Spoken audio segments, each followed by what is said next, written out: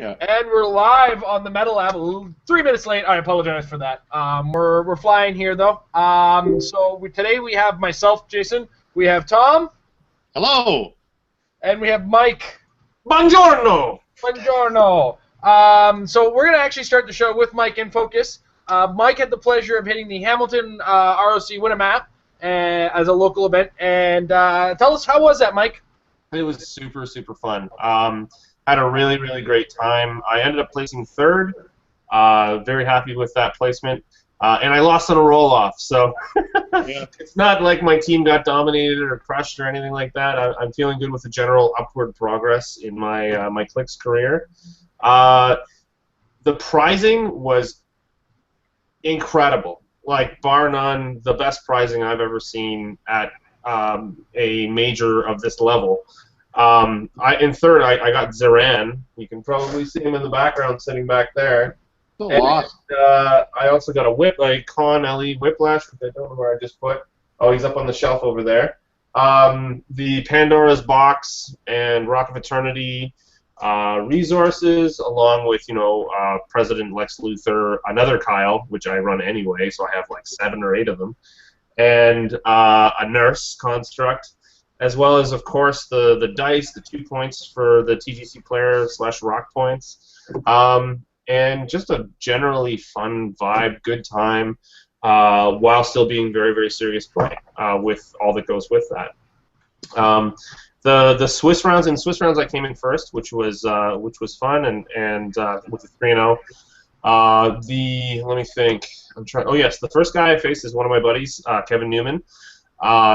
He was playing Justin Seifert with Tyrant and a Yellow Battery, and that's a really great combination because you get a couple attacks out of Tyrant. Plus, when he bases someone with a Relic of Resource, he gets that +1, and you can't use the effects, yada yada yada. So he's kind of a pain in the butt.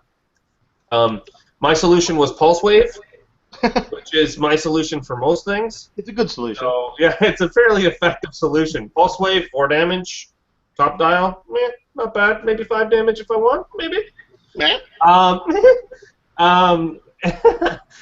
Second round was against Drew Deere.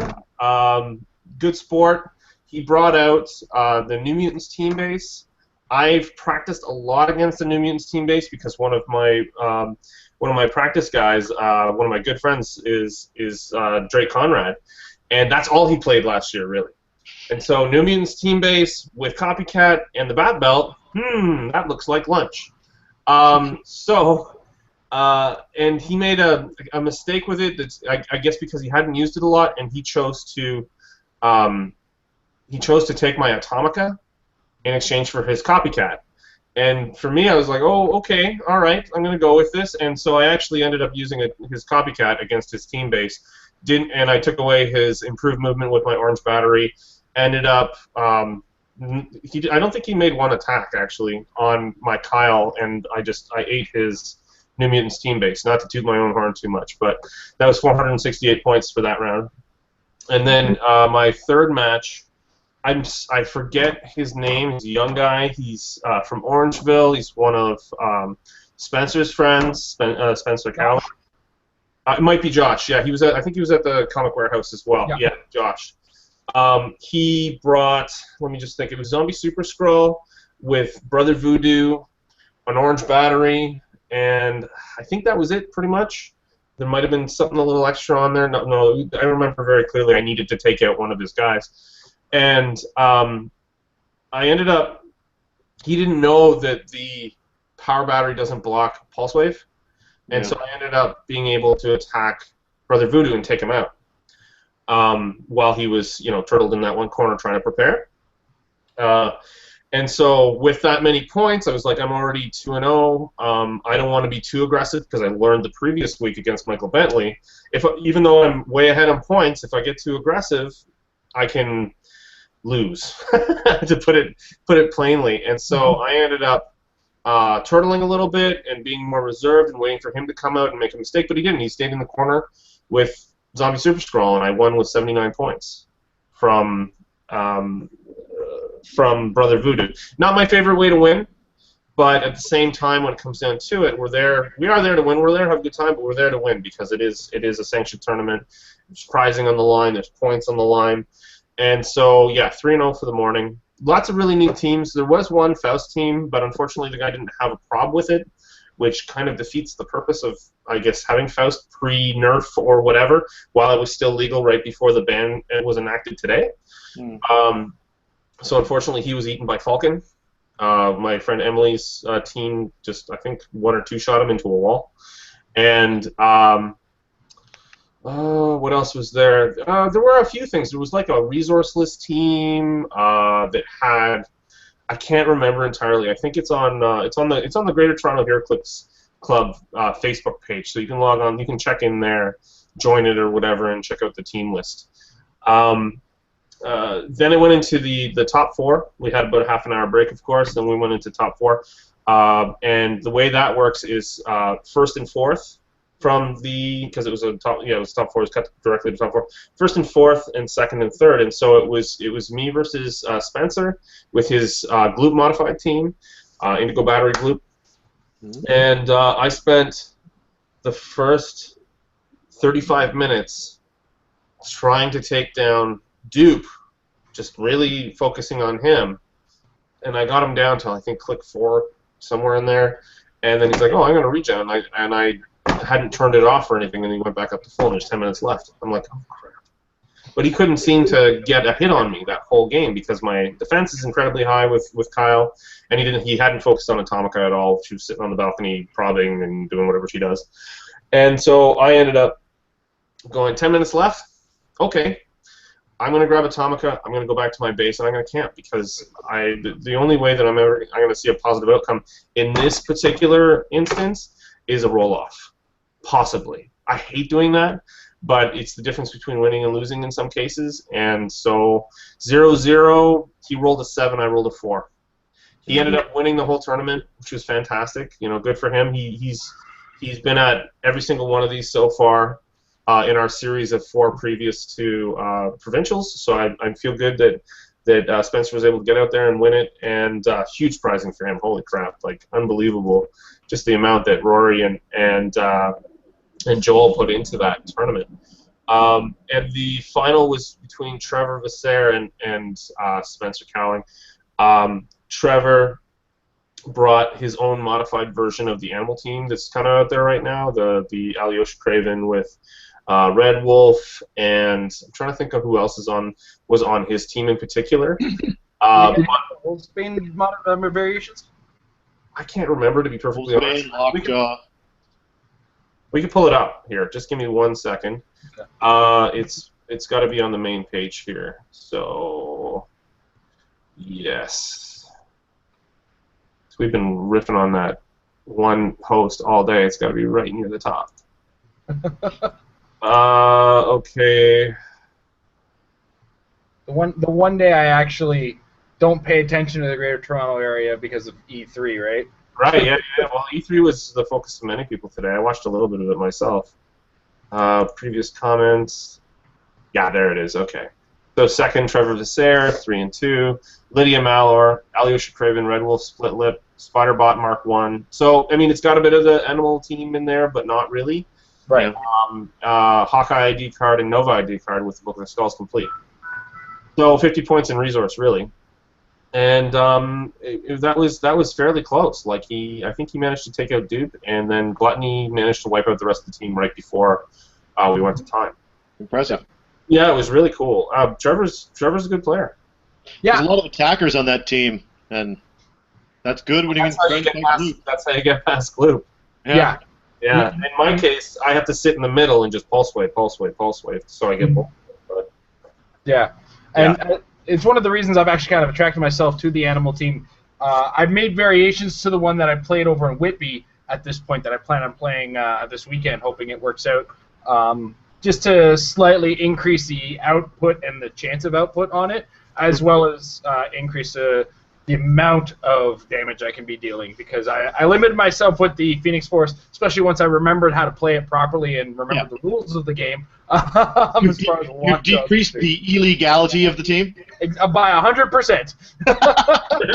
No, it's actually a valid team. Yes. It's actually a valid team that I don't have to give myself a first-round 0-point loss for. That's great. Now, I want to go into the small bit of news that's going to be quick, and then we got a big piece of news that we're going to spend pretty much the rest of the episode talking about.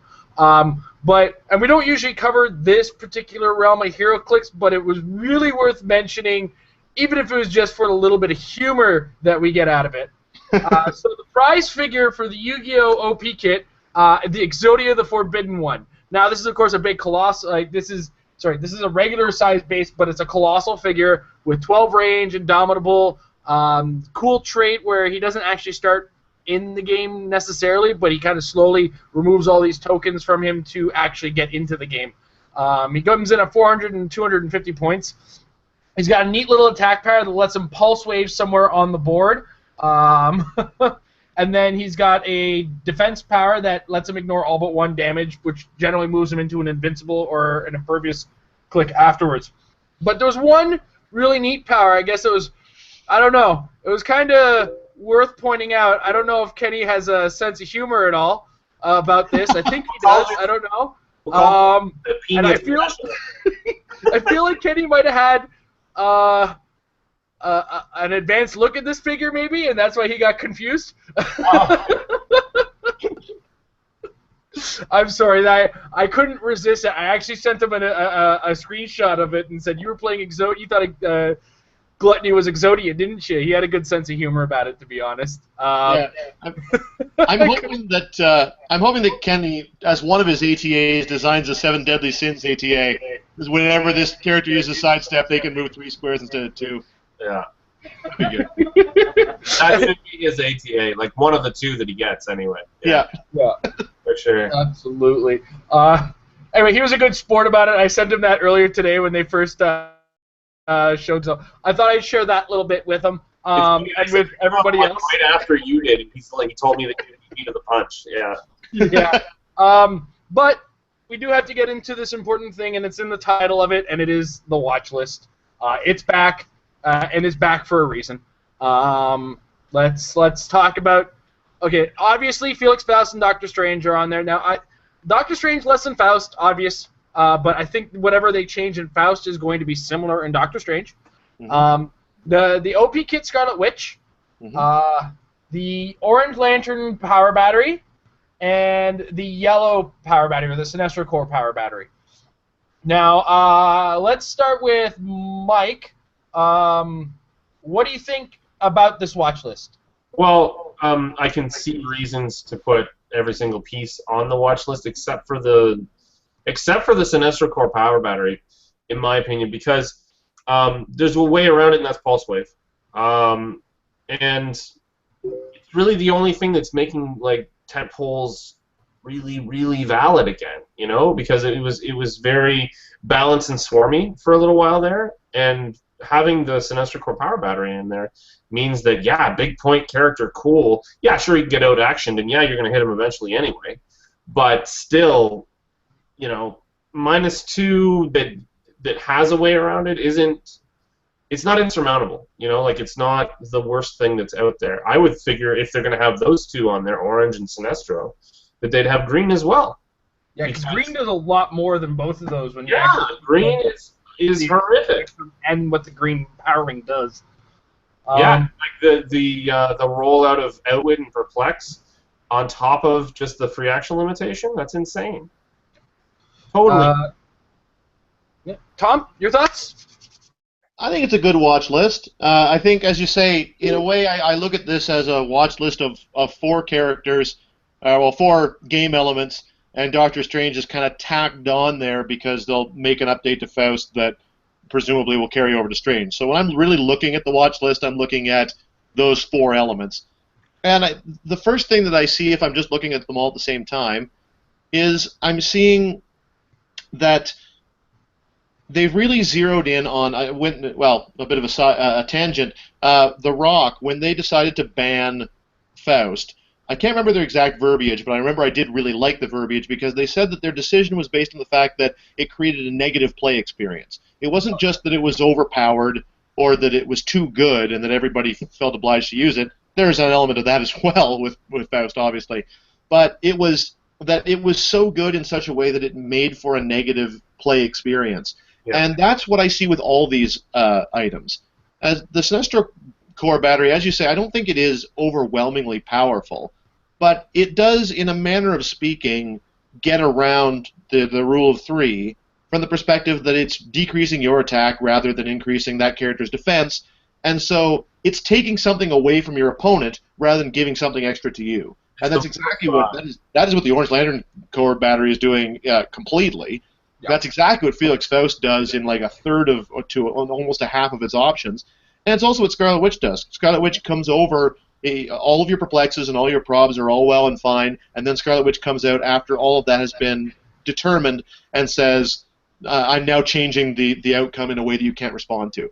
Yeah. So in terms of the theme of this watch list, it does seem to be targeting the elements of the game that make it less fun to fight against. It isn't so much that these are the most OP elements, although I think certainly Faust is, and the other ones have a fighting chance against it. Mm-hmm. But compared to other elements that could have been put in the watch list and aren't, so the Green Lantern batteries I think is a good example, that it adds a restriction, but it doesn't completely remove free actions. And it creates a restriction that you can build around. And it's not a completely unique restriction because White Witch does it too, and it's been out there long enough that we know how to build and work around it. But to take the opposite example, the Orange Lantern battery is like a super amped up version of Outwit. But Outwit is in the game. It has the restrictions already in place. It can only work on powers that are possessed. There are certain ways that stop it, the quintessence and power cosmic. Obviously, any trait, any power that has a can-use source, etc. They're all ways around Outwit. So there are balancing factors already built into the game in the way that for the Orange Lantern battery, it's already extreme enough that it's doing it for your whole team rather than just one character. It doesn't have anything that bounces against it. If you sit across from an Orange Lantern battery, there's really nothing you can do unless you're playing an Orange Lantern battery and can cut off the power in question before your opponent does.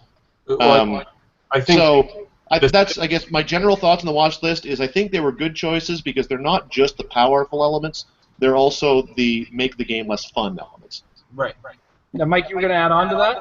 Yeah, I was just thinking about the orange. I'm going to major intro right now. The orange power battery in particular, I'm experienced with using it. It's on my current major team that I've been practicing and playing for a long time. And the main thing that is completely nasty about it is that it allows you to take away improved movement altogether. Yeah. And that is broken. I use it. I use it every single time I play that team. Mm-hmm. But it is so broken, and it leads to so many bad feelings and resentment and yada yada and winning. But it's just bloody nasty. And yeah, I mean, if you have quintessence, you can turn off quintessence as a result of it. It's very, very flexible battery. In fact, I think it's probably the most powerful battery. I think about, if you're looking at these elements and if you were to combine them in such a way, probable Faust with Scarlet Witch and, a 150-point character or whatever's left over, you're still going to be higher points than many of the characters in a Swarm team, for instance. So you get the -2, then you get the -3 to the roll, and then you can prob the crap with the battery even out of this D20, making it impossible for anybody to do anything. Mm. Like the combination of those elements alone is just gross. Let me see here. I don't know about this Doctor Strange as much.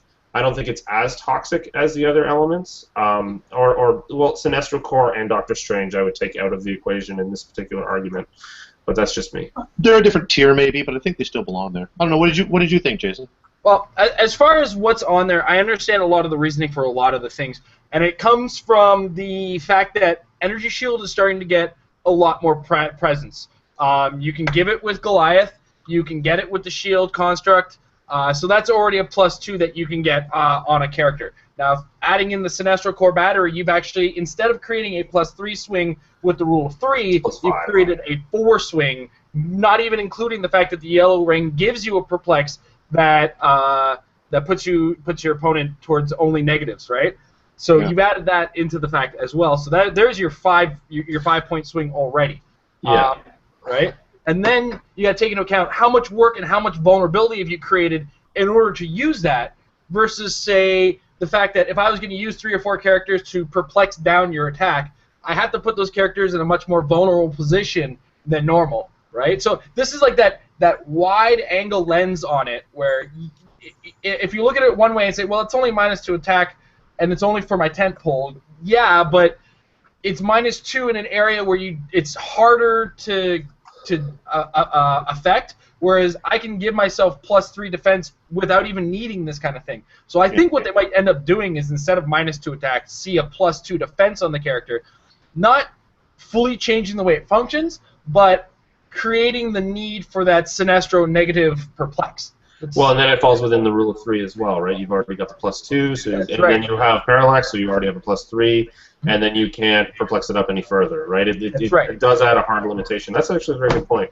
Is that something that you'd like to do? Is go over these things and say what would we do if we were making the watch list? It is one of those additions I want to do. It's just like one of the things about the Sinestro Core Battery is a lot of people instantly go, I don't get it. Why is it there? And then it's that that is kind of where I think they're going to go. As far as everything that's on the battery, I kind of have an idea of how they're going to change them to a certain degree. And I know why the Scarlet Witch is there. And one of the things you got to understand about the Scarlet Witch is you add those hex tokens after probability control. So what's even the point of probability control when now not only am I rolling so that my attack is high enough to hit you, I've got to get beyond the point that the hex token can even affect the outcome of it, right? And that's like 3 over in order to make it so that even all 3 hex tokens makes it just match. Well, it's the only thing that I know of. Maybe I'm still showing my newness, but it's the only thing that I know of that affects the dice roll. Like it's -3 the outcome of the dice roll. Yeah. But you see a bit of a trend forming because it does complement the Sinestro Core Battery well from the perspective that it's another thing that gets out of the usual rule of 3 bounds because now you can amp up your attack and your opponent can amp up your defense and you reach a new equilibrium. But then you add an extra element that comes after all dice are established that requires you to go beyond the sense of equilibrium that the rule of 3 creates. And so in the way it is like the Sinestro Core Battery because, again, you can arrange it in such a way that the differential is greater than 3 based on something only you are doing. And similarly with Scarlet Witch, you can crank up your defenses with your team, and then when somebody's trying to hit you, you can additionally adjust the outcome of the dice roll beyond the rule of 3 that you've already put in place by boosting up your defenses. Well, it's a possible total swing of 8 if you combine all of it together. Yeah. It's 8. I mean, like, that's just madness. The only thing you can do is critical hit. Yeah. So that's when Brian comes in handy because it's 11 and 12. I would disagree a little bit to your previous point that the Sinestro Core Battery is balanced because of the fact there's Pulse Wave.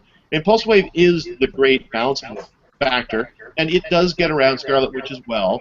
So based on that logic, you could say that there's a counter built into the game. The problem that I have with that is only that we can't, I think, set up a high-level tournament setting whereby Pulse Wave is required play. Like, nothing should be required play. The idea of adjusting Faust is that certain Faust himself or elements that can shut down Prob and stuff would become required play. And in a way, Pulse Wave is already close enough to that point, but there's always been a bit of a delicate balance, or at least there has been in all the time that I've been looking, in a competitive setting. If I could interject right there, if you want to talk about Pulse Wave versus and it being required play, I think then we should draw into perspective 1 damage per turn characters and the Star Sapphire Battery, that combination, because you will die before they will. You just will. unless you're pulse waving. Right? Or using ID cards now. That's a nice new addition because you can use the ID cards and have a guy with flurry and he hits them twice. Yay! Or you can do Cool. passive damage, obviously. Yeah, and poison as well. Yes, of course. Yeah, absolutely, yeah. Poison has actually become my favorite use of damage these days because I hate rolling dice now. Currently, anything needing a 5 or higher seems to be cursed for me at the current moment. So I'm just going to avoid trying to roll dice until I collect some luck again. And then kind of carrying on as to where I see things, I think Felix Faust is one of those characters. He puts Doctor Strange on because the D20 is part of the problem, but there's a whole overhaul that has to happen in Felix Faust. Yeah.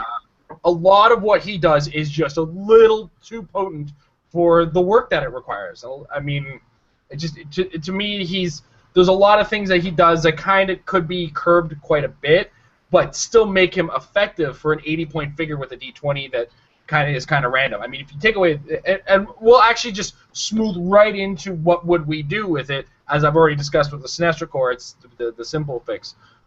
If I was in charge of fixing this, everything that Felix Faust says you can only do one type of action gets reversed to that type of action is the type of action you can't perform. So if I roll the movement one, instead of you can only move, you can't move, but you can do everything else that could possibly be done.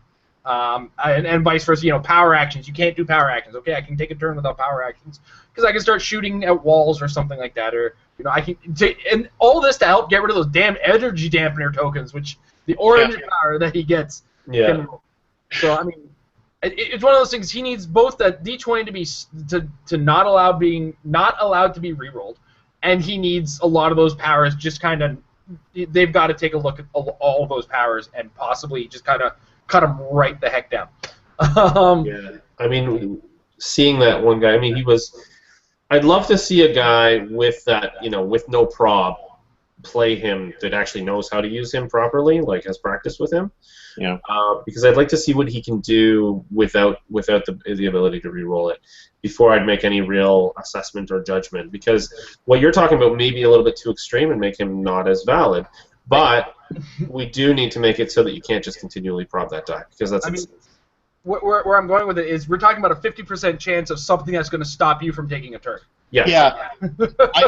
I don't think that what you're talking about is too extreme. Although I admit, again, if I was in charge of Felix Faust, I'd probably make 3 changes. Number 1 would be just making the D20 not rerollable. I think that just kind of goes without saying. It even kind of goes against the spirit of the power to a certain extent. There's something joyously random about it, that you roll a d20 and you've got a 5% chance of any particular outcome. So you can never plan for it, but you're getting something thrown out there that will affect the game in some way. So I really think it should be prob-proof, even if it weren't a collection of broken powers. I would say it should be a free action. That lines it up with Doctor Strange, and I kind of like the fact that at least you'd have them functioning the same way. I like the idea that if you've got these fairly complex extra features, in order to just keep the game easier to understand at any given time, and also it would bring it in within the free action restrictions of the Green Battery and White Witch, etc. Right. And I would also say that the powers, my proposed change would be that rather than you can only take a move action, you can only take power, etc. I would keep the effects actually as they are, but make them power actions to activate rather than free actions. And I would make it a double power action to activate the energy drain tokens, because that really is super potent. The reasons I would do that are twofold. Number 1, the power action forces it to be an investment, and secondly, if it's a free action to roll the d20, then and any kind of a free action to cut something off, then against a Green Battery, it would basically make it undoable. So at least in that instance, you could get a free action to roll the d20. That's your free action. But now, if you want to shut everybody down so that they can only take move actions, you've got to invest a token in it. Yeah. That's how I would do it.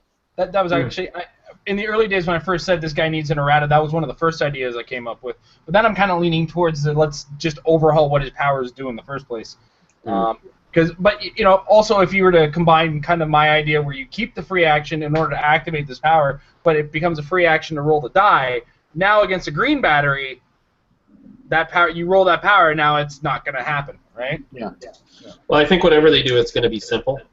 You know, some simple, quick thing that they can do so that it's not hard to enforce. Because if we go ahead and or if they go ahead and invest time and effort in retooling all of his individual powers, people are going to screw it up constantly. Do you think do you think there's any chance that we will see our first ever true ban? I don't want to. From a WizKids end, no, absolutely not. This is one of the figures that they're selling piecemeal in a convention. This is a figure that they put in a box themselves and sell to you. They don't want to sell you a paperweight that's only good for games where your friends say that's okay, use a Felix Faust. Because first of all, those aren't friends that want to play with you after that game is over. Well, and I don't think that they want to have it banned from the Rock either. I mean, they recognize that this is an organization that puts together major tournaments. Oh yeah, that showcases their product. When you get to the point where you're just changing the powers in a major way, and you basically have to print out a whole new sheet in order to play the figure, you eventually reach a point where you kind of wonder, is this even worth it? You might as well just give them a purple ring and carry on with your lives. It's not what I'd want to see happen, but it wouldn't shock me, because your point is well made, Mike. Whatever they're going to do, they'll probably want to make it simple, so that at least anyone can easily remember it or reference it quickly. And if you start to get to the point where you're fundamentally changing the way a lot of his powers work, it won't be simple. Even if it is as simple as to say, when it says free action, it's a power action, but only for these effects here. At that point, it might even arguably be too complicated. I'm kind of playing the devil's advocate. You'd have to print out a chart and take it with you when you're using the guy. Yeah. Yeah. You know, that's how I feel about Slosh right now, though. So that's kind of how I feel about Slosh. Half that set has had erratas to a number of the figures, right? Bizarro has a number of different sentences added to his trait. The team bases, let's go back to the team bases. They released team bases after watching listing and changing them, and they still haven't updated the card. So that's a whole set versus one figure, though, right? I mean, multiple changes within the whole set. I understand that, but I don't think that they would do multiple changes within one figure that are really, really extensive, because it will make it very unwieldy. I mean, but let's be honest. What is it going to take to make this character playable, right? Yeah, I don't know. That's why I think they might be considering a purple ring. Yeah, it could be a consideration. What I do know from what I heard at Nationals is they're already starting to talk about erratas to him at that tournament.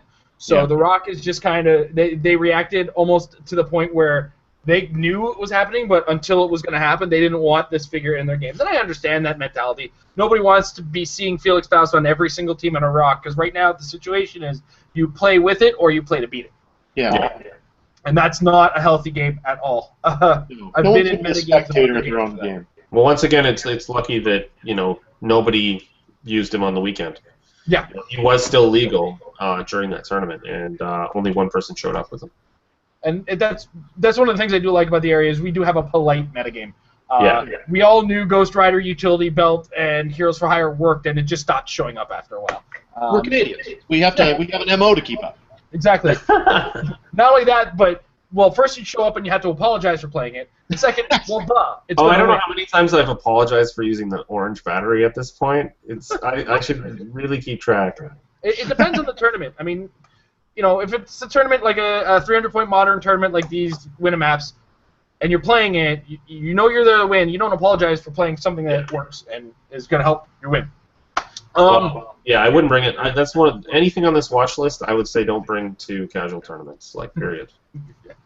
So next up, Scarlet Witch. Tom, I'll let you go first on this one. What would you do if you were going to change Scarlet Witch? That is the hardest one, I think, for me, because again, I like the idea of maintaining. I like the idea of maintaining more or less what she stands for, but I don't. I also appreciate she needs to be changed. I guess the very first thing I would do is currently I don't have the wording right in front of me, but basically it says within her range.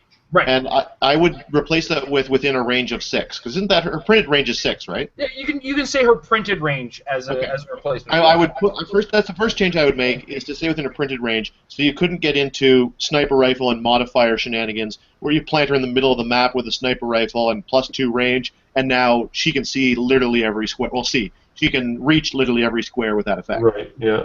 That's the first thing I would do, is say within her printed range. And the second thing is I would probably make it within line of fire, because right now it doesn't have it within line of fire. That's so right. I think that you could, at least it would force Scarlet Witch's placement to be such that she's trying to keep an eye on things. So it's like prob control in that respect. And if you're playing against it, then you're trying hard to put up a free barrier in such a way that it blocks her line of sight so that you can shoot past at your target or whatever the case may be. It would allow you to play against it and play around it, but it wouldn't take away what the effect is. So I would say printed range and line of fire, and I think she'd be cool. All right, Mike, your thoughts? Yeah, my thoughts on it are really pretty simple. I would make it so that it takes a free action to remove all of the hex tokens. Keep her exactly the way she is, but just one free action takes away all of the hex tokens. That way, the green battery or white witch still has an effect on it, because you can't then running shot or add another free action to the mix. But it effectively does still have that meta-ness to it, where it is doesn't have to be in line of fire, can be affected by the sniper rifle. So yeah, she can sit in the middle, but you can still take them away relatively easily. And if you notice, it does say free action by an opponent. It doesn't mean that character in particular. So another character could actually take the free action for her, or for the character with the hex tokens on them, if you look at the wording. Right. And so in that case, that character could still attack with its full ability. The other idea that I had for it is very similar to what you were talking about with the +2 to defense solution for the yellow battery. In this case, it would be -3 to their attack, rather than -3 to their attack roll. And I think, and then make it the either it takes off all of them or 2 of them at a time. Wouldn't so that have still somewhat of a hindrance? Though? What's that? Like if you were using it to reduce the attacker's attack value by 3, it would still have the same effect. That you'd still have to play out the rolls and the prob control. Sort of. It takes away part of it, because it's the whole, like what we were talking about before with the stacking. Because like if you combine perplex down of 3 and then have that on top of it, you've given them -6. I see what you mean. Okay. Yeah, I mean, it does nerf it somewhat, but it's not so aggressive. It still makes her playable, right? It still makes her meta applicable, just not totally frickin' broken out of this world, Jason? Yeah, I do like the ideas. Personally, one of the first things that's got to get changed is the timing, I think. Having it happen after the roll there's no risk to it, right? I think adding a level of risk and making it before the dice roll is a big thing that can really kind of curb this power. I mean, granted, you can go all in and go 3, but now you're giving your opponent, +1 3 times across the game at some point. And then, like Tom said, adding a line of fire to it. So adding a double risk to it, because right now you just have to be within range, and you don't require a line of fire, and it's after the dice roll is determined. So you already know once the dice roll is determined how low it's got to go. Right. By adding a bit of a gamble to it, and you play a risk versus reward thing. I got to put myself in a line of fire of the character, so already Scarlet Witch could be the one that's being targeted, and her temperature stats are not exactly the best. No, they suck. 16 defense. Well, that's why she comes with she's actually a 150-point character at her minimum effective, right? She's got the green battery and Despedara with her. Yeah. So yeah. I like honestly, I like the line of fire thing, especially because certain characters are just synonymous with powers in my mind, and also in Heroclix history. And for Scarlet Witch, it's prob. We've always seen her with prob. In fact, the very name of the power, probability control, is her mutant power to all intents. Yeah, it is. Yeah. And so this hex token thing to me seems like an alternate version to create an effect like prob. It doesn't do exactly the same thing, but it's also something that allows you to influence the outcome of a dice roll in a different way than just calling for a reroll. Right. And I like that about it, and so the more it can be done to kind of make it look like prob, and the first logical step would be to keep it in line of fire. At least there's be really neat on her is if you gave her, this wouldn't happen to be this particular Scarlet Witch, but in the future possibly having a Scarlet Witch that can use prob, and when she does, that character must target a different character because she's altered the probability of that actual shot. It's kind of neat. Kind of like shape change for somebody else in a way. Exactly. Yeah. All right. I think the next one is pretty simple. Orange power battery. I think the change is going to be as simple as instead of making the requirement of the power a can-use requirement, they're going to make it a possession requirement. Like, you have to possess the power that you're going to green battery or the orange battery away. Yeah. I mean, that's the most logical next step to make it, to kind of curb its power, so you stop the idea of using entities to, add extra powers to you, or, making it super strong with Super Scroll. By making it a power that's printed on the dial, you curb some of the effectiveness of it, and it's still a very effective thing. You just have to now, if you're going to build an orange battery, you got to bring a variance of powers on the dials. Doesn't really get rid of the worst part of it, though. Like it still will have the you may not use improved movement. That's really the worst thing you can do, period, with that thing. Because, for instance, if I'm playing against a team of flyers, usually I'll go, to Wundagore in that case, and then you cannot fly over shit because you can't use improved movement. I mean, that's part of planning, though. I mean, I've had teams where I can still walk around Ryu on foot.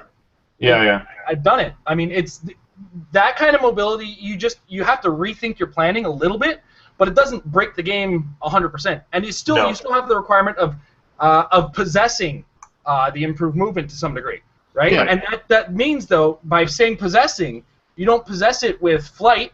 You can use it with flight. So that means you actually have to have an improved movement on the character, separate of the flight. I see. So you would need to have it actually on the card where it says improved movement with the little dude. That's right. Or I could see that. Yeah, that actually makes a lot more sense to me now. Tom, thoughts? I'm on the fence about that one. I see where you're coming from, and admit that would definitely bring it into line. I almost feel like it would overdo it a little bit in the game that we play right now, just because so many powers out there are given out by can-use effects between traits and resources and entity possessions and word bubbles and other special powers that grant usage. Well, anyway, you know the list. There's a lot of things that the game is just full of can-use as opposed to possess. And so I think that change to the orange battery, while it would balance it, certainly, would almost overbalance it a little bit. I like the idea. I'm just on the fence between that and making it a double power action for the battery, so that you couldn't do it turn after turn after turn after turn. You can only do it when the battery has no action tokens, and then you shut it down for the turn, and then take advantage of that opportunity. But you, at least at your opponent, if you're facing against the orange battery, that next turn you'll be able to use your strategy again, and it won't just ruin it for the whole game. What about if they were to make it so that you just can't use standard powers? You know what I mean? Yeah. It would be still a can-use situation. If they can use the power, you can use the battery to get rid of it, but it's only standard powers. So, a select ability like, anything from the pack, basically, the front of the pack, as long as they possess it, because that would get rid of the real heady, because this affects this affects this, and then you cannot use all of that stuff. No, then it really hones it onto one particular thing at a time. It's like you can't regen, you can't shape change, you can't pulse wave, you can't, you know what I mean, one at a time, and leave it as a single power action. But with that, are you still talking about the can use requirement, or are we also bringing in the possessing? No, can use. It's still can use. Right. So it would be anything you get from an entity and everything else, but it's just limited to standard powers. And then it comes down to the fact is if I have a power that gives me charge and flurry, well, I can now cancel one or the other. Right? Exactly. You can't cancel both with the power battery. With the battery. Yeah. Right? By the same token, this is taking it a completely other direction, but you could say choose a character and make it affect a single character the way that a wit does, as opposed to just taking the whole team away. It would still. Ooh, that's a big nerf. Ooh. I don't know if it is such a big nerf. It depends. I still think it's super effective. Yeah. A lot of teams are tenty, and they're relying on that tent pole doing something that you're using the orange battery to take away. Well, I think if we look at the total list of what's being presented here, they're trying to take away the tent to a certain extent, because I mean, if they're going to be affecting Good the rhyme. yellow battery in that way to begin with, then you affect, for instance, the orange battery in the way you're just talking about now. Swarm is everything, because you're only affecting one character at a time. Nobody's playing one or two characters. You know, like, yeah, there still will be a lot of balanced teams, right? Two major attackers, but you will effectively eliminate the tentpole. And I think that's an important piece of the whole pile. Not just speaking from my own personal preference, leading up until now, because I learned to play through tentpole, because it is to a certain extent simpler. It's a different kind of game, and you have to learn how to play it in a particular way in order to be effective with it as well. But it is easier to learn that way, and then expand into Swarm, which is what I'm doing now as well. I won last week in our 600-point Swarm game, and that was a lot of fun. But learning to track that many powers takes time, and so for new players, it actually is more of a barrier. I think it would be more of a barrier. This is just me spitballing too. Keep that in mind. Yeah. But I think it would be more of a barrier for them to get into the game, because they don't get to play their Superman as easily.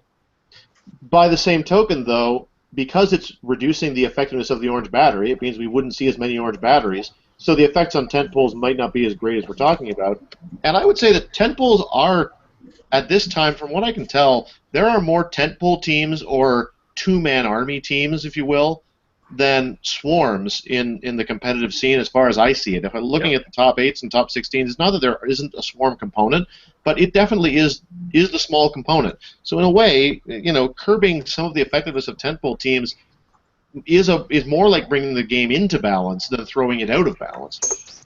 I still think it's an over rubber band.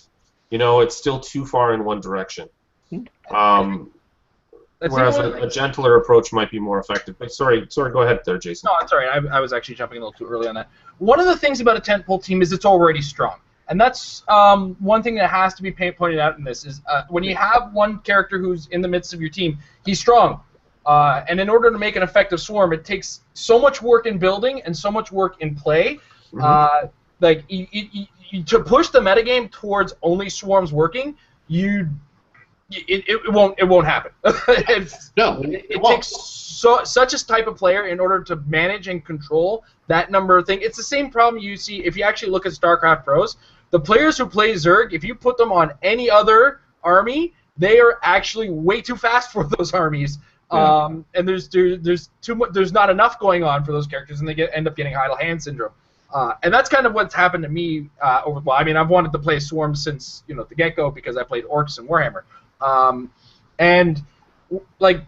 There's so many things that a tentpole is already strong at.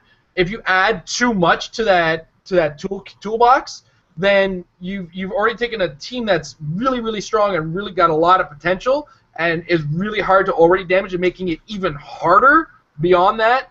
And that takes like triple the work of to make a swarm. So the guys who are being successful with a ton of characters on their teams, they're doing a hell of a lot of work before the game, during the game, after the game. Right.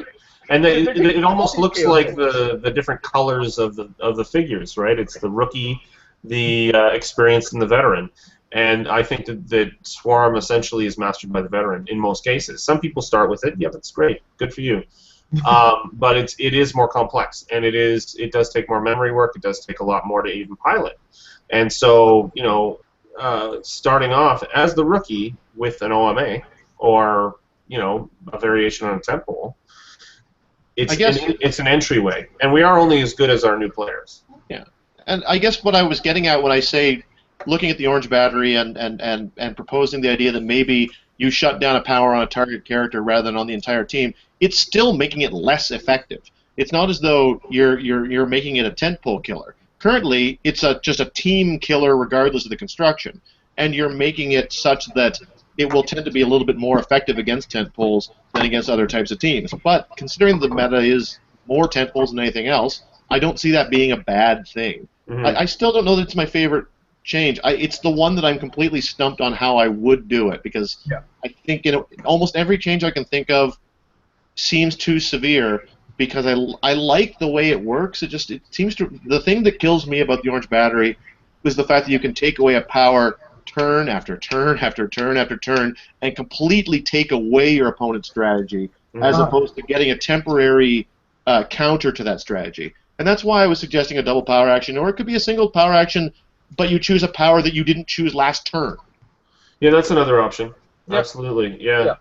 And you know what? I like the thing about the orange batteries. A lot of these changes, without being too big, are still very good changes. And we're like, one of us is going to be right. If we throw out enough ideas, we're bound to hit one of them. Yeah, one of us has got it right, because I think we've covered every possibility with a double power action, possessing the power, or limiting it to standard powers. Why do you have to jinx us, man? Why do you have to jinx us like that? Now none of us got it. They're gonna do exactly. None of us are going to be right, and it's going to be like... You know what they're going to do? They're going to ban it, and then they'll just bring back Felix Faust, and it'll be okay. You know what they'll do? They'll do what I keep predicting and bring the Golden Age up to Guardians of the Galaxy and say, fuck it. Oh yeah, that's another thing that I was thinking about when Tom was talking about that single target thing as well. Is if they did do the drastic cuts that are possible, making the new bubble Guardians of the Galaxy, there are not a whole lot of really good tentpoles. I mean, there are quite. I shouldn't say that. There still are. There's still Super Superman, Skrull still there. OMA, Superman, Trinity War. Yeah. King Thor's potent. That Steve, don't even dismiss that Steve Rogers for a second. No, I know he's good. he's pretty potent. But I think that the options become far fewer in comparison to the sheer number of really good Swarm stuff, especially since the only resources that would be left would be Pandora's Box, the Rock of Eternity, and the only valid one really would be the Round Table. And the Round Table. Pandora's Box is great, right? And the Round Table is pure Swarm. Oh, That's but what the Rock it of is. Eternity is definitely good, right? It top 8 at the Nationals, right? Had nothing to do with Absorbing Man. That's what I keep hearing from you. I'm sorry, every time you open your mouth, I just hear static. Like, between the pieces, so I don't understand how. All right. I don't know. I don't know if this is something that we want to go into, but I would throw it out there, and you can shoot it down if you want to, because it's your show. But I'd be interested to know from you two: is there anything that you wish was on the watch list? Oh wow! Jumping on the questions that are on the Facebook already, Tom. Oh wow! Kenny, I'm going to give Kenny the credit that he already deserves, because Kenny actually asked this question on one of our posts on Facebook. Clever, good job there, trying to steal Kenny's thunder, eh? As Duke. if we haven't picked I'm on not him looking at the post. I think Duke should be on the watch list. Dupe, you think? Yeah. I think Duke should be on the watch list because I hate him so much. Ever use an impact beam? No. Then you wouldn't think Dupe would be on the watch list if you've ever used an impact beam. No, I know, because you just take away his crap. Yeah. Yeah, no, I find the 1 damage per turn guys, when they get ramped up with entities and hammers, or even just with the power battery constructs, they are really annoying as hell. They can't hit me, but they're really annoying. I can't kill them very easily, and I like killing stuff easily. I'm thinking of bringing the Popo back this weekend. I'm not going to lie. You should bring the Popo! That's a great team. You just got all up in your own head first day. We'll see. I mean, Alyosha deserves his fond farewell from me properly for once. And we're entering the era of the round table for Jason, as either as of or after provincials. The only resource I'm ever going to use is going to be the round table. Popo with round table. What's that? Popo with round table. The Popo's not ready for the round table just yet. The tools aren't quite there to make the Popo work with the round table. And the Mandarin's power plant is just so good with it. It is. It's really good with it. It's really good. I still like the idea of using the green battery with that Popo team, though, because I think that they suffer from a lack of willpower, and then you're throwing on obviously all of the X, Y, and Z that the green power battery brings with it as well. I wanted to use the green battery as myself, but I also learned that as much as I get in my own head, I'm stupid enough to push too often and put that extra action token on a character. They shouldn't be having an extra action token at the worst possible times, and I will put myself in that bad position. So the Mandarin's Ring curbs my behavior to a certain degree and makes forces good decisions out of me, which I really need to do. Right. You know what? Sinestro core battery. I say +2 defense. Anybody have another idea for the Sinestro core battery? Is what they would change before we start talking about what I think should be watch listed? I thought that was a good solution. Yeah, me too. I honestly, I don't think there's much else you could do. Yeah. Yeah. So +2 defense makes sense. Okay, cool. Excellent. So we all agree with me. I'm smart. Yep. Yeah. And I'm going to be completely wrong when they're fucking... When definitely they're won't right? be a solution now. Yeah. We're in agreement. There's no way that's the way they're going. That's a good solution, though. I've been right twice on watch lists. Brother Voodoo and Proxima Midnight. It's the only time I've ever been right. And we know what happened with both of them. Jason's standing guess. Nothing.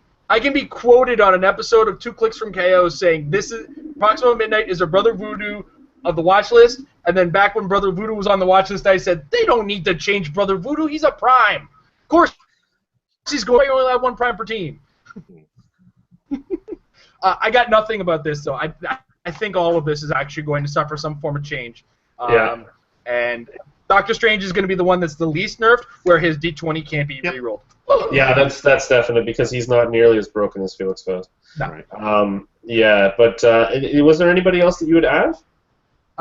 You said Dupe, and if I was to add another character, Justin Seifert, man. Yeah.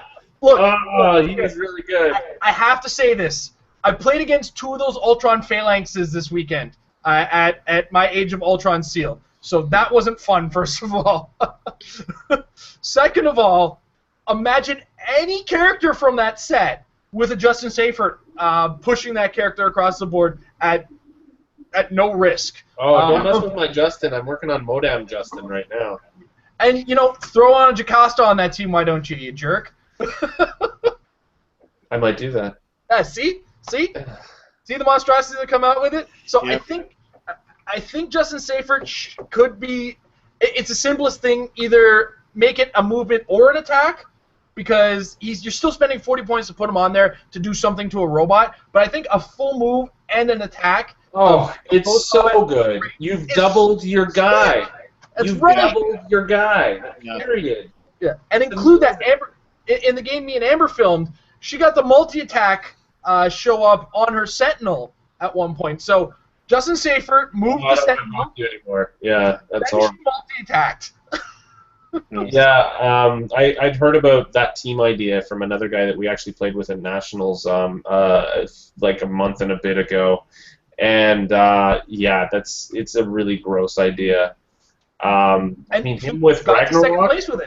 Him with Ragnarok, it is too much. He is too much. Yeah. And he's only 40 points, and that's where I get like that mentality of full movement and attack at the extra cost of 40 points on this character. And most of those characters can carry Justin Seifert as well, some of them without any kind of penalty. Well, what would you do with him? How would you limit it to a move or an attack, and possibly make it a double power action on Seifert in order to make it just because what the potency of just a single power action, a single action to take 2 actions on a single character from a character who takes next to no points on your team, and isn't like because he can do it from the back, from the starting area we do it, and we move up, and then we shoot full range. There's so many robots that have a huge range right now, 9s, 10s, whatever, or there's ways of getting 9s and 10s range with little to no effort, right? You know what I would do? I would double his point value. I would double it. He would be 80 points because then you've got like 225 Tyrant. Oh well, now you can't put Justin with him because then you'd be 5 points over. Yep. You eliminate the tentiness to a certain degree of what you can do with him. I mean, you can throw him on a 200-point character, then you have 20 points left over to do a little resourcey action. But it really would limit the abuse that you can do with him because of all the extra shit that you throw on. There is one infallible fact though about anything that's going to get errated in a watch list. The points are safe. You will never see a change in a point value, unfortunately, because that's like the hard set. And even if there's a mistake, the card is always the thing that doesn't get changed. Right. I just think that would be the one thing that would really balance him out, and that I can think of right off the top. And that's why I would say cut his ability in half. Right. Agreed. Since he's as good with double the points, you cut the ability in half and make it either the move or the shot as a single power action. I think it curbs him just enough to facilitate existing, but also not so strong that he's just kind of a little bit too good with a 250-point Sentinel that could get multi-attack. Right. Right. So that's my thoughts. Tom, what would you add to the watch list if you had a choice? I Because don't know. Vinny asked. I asked, so you'd think that I probably had a good answer, but I sure don't. Like, if I'm just looking at the things that annoy me in the meta, in terms of, I'm looking at, again, this all started when I said about my general thought on the watch list was that it was seen to be attacking game elements that made the game less fun. And to me, the only other one that is true of has already been on a watch list and been through this, and that's Highfather.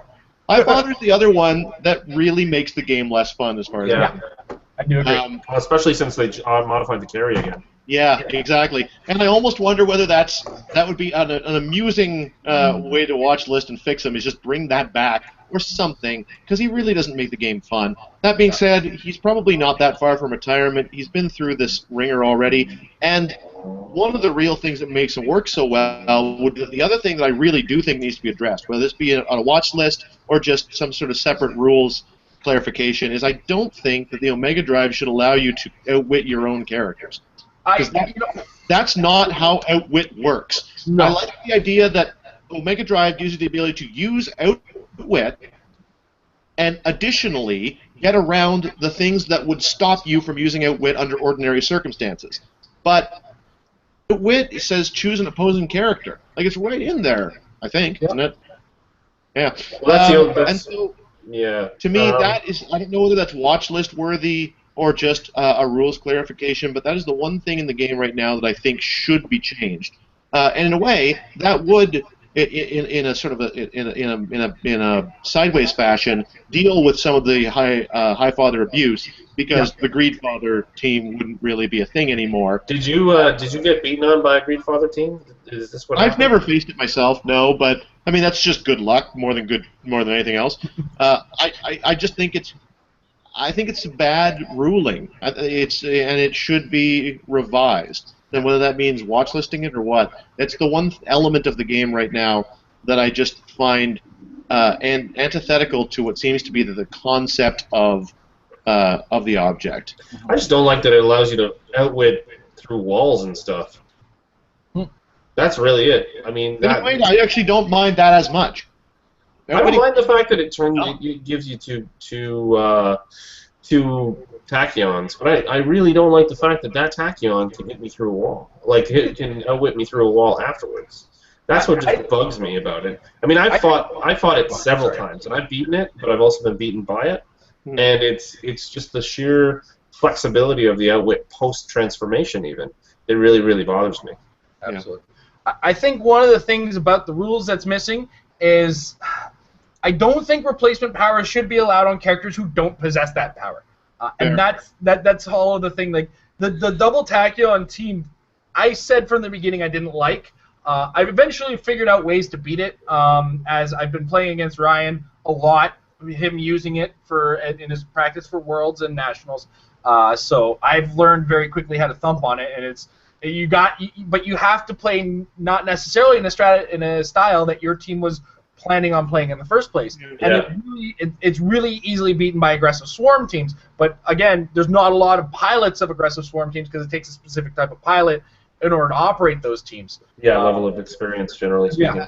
As a bit of an honorary mention, I would also say that I know that point values are static and they're never going to watch list something and change the point value. And I think that is a shame, because the figure in this game that was clearly an error is still the Skull Ship, and they should throw in the watch list. Oh my God! God! Point piece it's supposed to be. Why isn't Amber, anybody playing relax, Amber. Why isn't anybody playing that? They should be playing that. That's a crazy thing. It is kind of crazy, and maybe it's not as broken as I think it is, but it's as broken as I think it is. Oh, I think it's as broken as you think it is, but you know what? It could be as broken as you think it is. Yes. Can I say, being the guy who's played against it twice, 3 times now, 4 times in my life, not that bad. Really? It's stressful while you're playing against it. Yeah, but have you played against a well-practiced brain ship that's... Oh, has she been practicing it like You crazy? like the pilot or the ship itself? What's that? Yeah. Amber's right there. Yeah. I'm pointing at Amber. Hi, Amber. She used it at Nationals. She used it 3 practice games before Nationals. She's used it since Nationals. And every time I play against this thing, it is the most stressful experience of my life. But I've beaten it every single time, even with Sinestro Core power batteries. You can fight it. It's dial for 200 points, even though it's 15 clicks. If it's on attack dial, it's about to melt. If you can get the counterattack. The defense dial is hard to hit, but it doesn't hit back as hard. No. And it doesn't have multi-attack, right? So in playing it's 200 points. It's 200 points. Don't get me wrong, and it's got a thick dial. But depending on the situation it's How in, thick is it? it's not a problem for certain things, right? Like again, I played against it with when it had a back cave, and I've played against it with Sinestro Core batteries. Against the back cave, you played it against it with Scarlet Witch next to it, and the Sinestro Core battery, so that your swing is 5. You can get around these things. Trust me. Yeah, with pulse wave. With enough attackers, the Scarlet Witch. That's one of the things about the Scarlet Witch too that we didn't talk about. She can only affect 1 attacker per turn. So if you have multiple attackers on your team, you're already a step above the Scarlet Witch. Yeah. What a lot of people who are afraid of the Brainiac Skull Ship, these are tentpole players playing against another tentpole, and their tentpole happens to be stronger than your tentpole. And yes, it's a strong tentpole. It's a very potent tentpole that can do a lot of damage in the right situations. And that's the game you play when you play a tentpole game. Is my tentpole good enough to take out these tentpoles or this tentpole or X tentpole, right? Yeah. Like your Kyle Orange team. What's that? Don't talk about my temple. Yeah. My tongue was a little bit in cheek when I mentioned that, for what it's worth, just because I always rant about that thing. But you're correct. Okay, so just so you guys are aware, the official name for that Batcave Skull Ship team is Tentacle Porn in the Batcave. Tentacle Porn in the Batcave. That's right. That's it. I have beaten beaten Tentacle Porn in the phrasing. I can handle tentacle porn in the... Hold on. My hands were really full with the tentacle porn in the back cave. I played with tentacle porn in the back cave on camera. Hold on. There's no winning with the name of this team, and I love it for that. So good. So good. Thank you, Sharif. Talk about the watch list and how awesome things are and what we would add to the watch list. Tom, did you give us a straight answer yet? Omega Drive would be my answer. I don't know if that counts, but no, you know what? I would count it, and I would count it because I think it was an incorrect re-ruling based on a Yu-Gi-Oh ruling, and I think that Yu-Gi-Oh ruling in the first place was wrong. Yeah. Well, and it shouldn't affect it at all anyway. Yeah. Well, and here's the thing: there was a Yu-Gi-Oh relic that goes on the Millennium Stone that had similar wording to the Omega Drive. And then they said, yeah, you can outwit, friendly characters because it's Yu-Gi-Oh! Who cares? In my head, this is what I'm thinking they thought. It's like, yeah, whatever, it's Yu-Gi-Oh! Who cares, right? And then they went and said, you know what? We ruled it that way for the Yu-Gi-Oh! Thing. We might as well rule it this way for the Omega Drive. After saying no, you can't do that with the Omega Drive. Instead of saying no, you can't do that with the Yu-Gi-Oh! Thing because it's stupid. Yeah. So yes, I do agree, and I do agree that they got to change that ruling back there so that stops happening. Don't get me wrong. I've beaten the Greed Father. It's beatable, but the way that it works is kind of not supposed to happen that way. I liked Michael Bentley's version of that team because it only had the one blind owl, and it had an ID card on it. It had Ronan, and the way he beat me was with Ronan. I took out one of his Tachyons relatively easily in our second match together, and then he, I'm backed off, I'm double tokened, I'm just waiting it out until I can actually play again, and he just pops out Ronin and attacks me twice in a row, and hits me for a lot of damage, and then I fail my regen roll. I mean, it's a great little solution to trying to punch through a stock click. All right. So we've gotten through this, and we've already started viewer questions with Kenny's question, which Tom tried to fold as his own. Right. So we're now going to move on to more viewer questions. This one here from Fabricio Granados. I hope I said your last name correctly. What do you think of Classic Avengers Hulk with Manifold and the Age of Ultron Scarlet Witch with a green battery? Take a second, breathe it in. Classic Avengers Hulk. I'm gonna pull them up. Yeah. I'm kind of liking it, but I'm also liking the idea of something similar with that 80-point Hulk from the Age of Ultron. I mean, that I got a chance to use that Hulk. And that Hulk's great.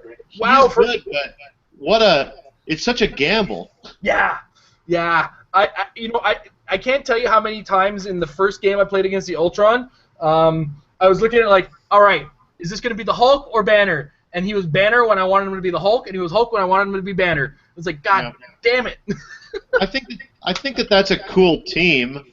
I don't think it's epically effective. I think it's a neat team.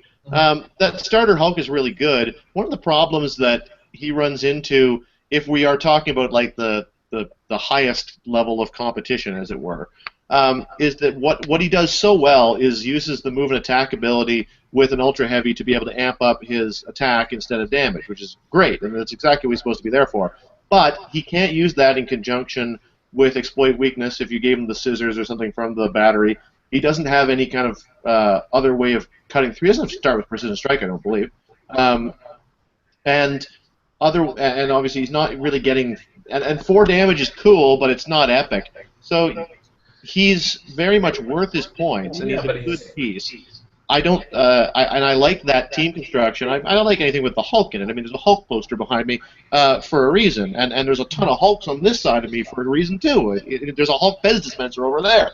But you have the Pez dispenser? Yeah, I'll go get it. I'm jealous. No, I I'm mean, just jealous. it is 13 attack with 6 damage. Potentially. 13 attack with 6 damage. But the construction that he was giving there isn't really necessarily going to do that. Here's yeah. I'm jealous. So it's a good piece. I like the way it works, and that's a cool idea for a team because it does give a little bit of more lasting power for the Hulk.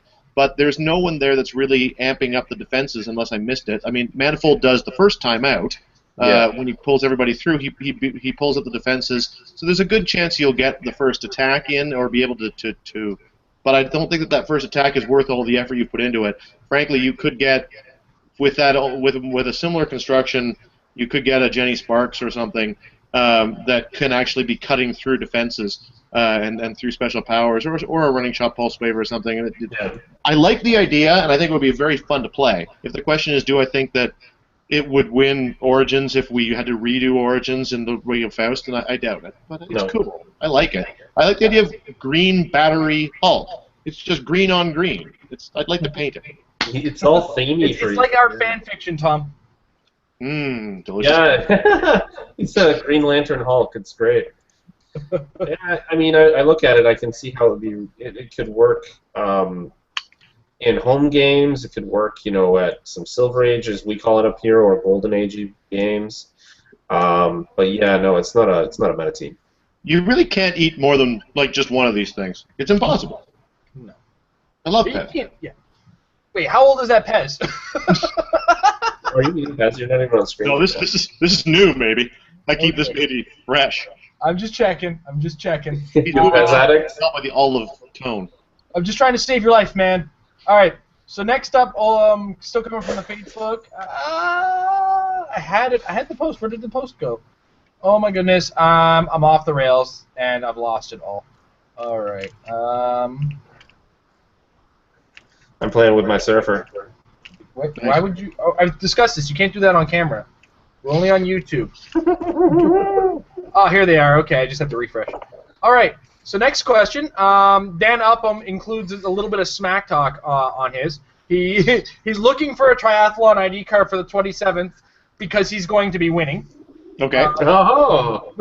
But getting away from the meta teams, he'd like to ask about the players.